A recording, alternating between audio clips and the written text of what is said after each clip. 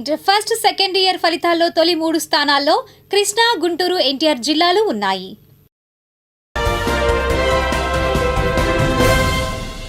చినకాకాణిలో జనసేవాదళ శిక్షణా తరగతులు ఆదివారంకు 4వ రోజుకు చేరాయి. శిక్షణా శిబిరాన్ని సిపిఐ జాతీయ కార్యదర్శి డాక్టర్ కె నారాయణ సందర్శించారు. ఈ సందర్భంగా ఆయన మీడియాతో మాట్లాడారు. ఈ కార్యక్రమంలో సిపిఐ రాష్ట్ర కార్యదర్శి వర్గ సభ్యులు జంగాల అజయ్ కుమార్, నాయకులు చిన్ని తిరుపతయ్య, అన్నవరపు ప్రభాకర్, యార్లగడ్డ వెంకటేశ్వరరావు, పిల్లలమర్రి నాగేశ్వరరావు తదితరులు పాల్గొన్నారు. అనంతరం వారు మాట్లాడారు. అంటే మేము ప్రతిపక్షం ఉన్నాం కదా, మా జోలి ఎందుకు వస్తారంటున్నారు. మీరు ప్రతిపక్షంలో ప్రతిపక్షం ఆలోచించుంటే మాకేం అభ్యంతరంలా, అధికార పార్టీ పాత్ర ఇస్తే మాకేం అభ్యంతరంలా. కానీ ఒక ఆర్థిక విధ్వంసానికి పాల్పడ్డారు. అమరావతి అట్లా ఆపేశారు, ఇట్లాంటి బిల్డింగ్స్ మొత్తం ఆపేశారు, ఇరిగేషన్ ప్రాజెక్టులు ఆపేశారు, ఇంపార్టెంట్ ప్రాజెక్ట్స్ ఆపేశారు.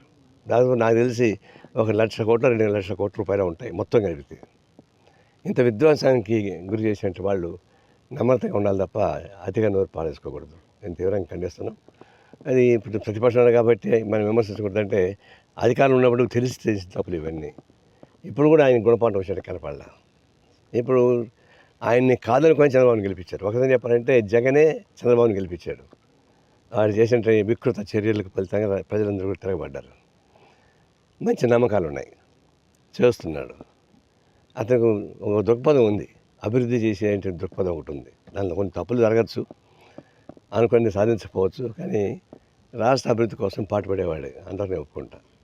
కానీ ఆ పాటుపడడం ఎట్లా ఉందంటే P4 అని పెట్టాడు. అంటే ఇంక ఆంధ్ర రాష్ట్రం మొత్తం ప్రైవేటీకరణకి వెళ్ళిపోతుంది. ఇక ప్రభుత్వ చేతిలో ఉండదు, ఆయన హాయిగా ఉంటాడు. P4 అంటే అర్థం ఏంటి? ప్రతిదీ పబ్లిక్ ప్రాపర్టీస్ పార్ట్నర్షిప్ అంతా కలిపి, అంటే శనగలు దేని చేయగలుగుకున్నట్టుగా ఉంటుంది.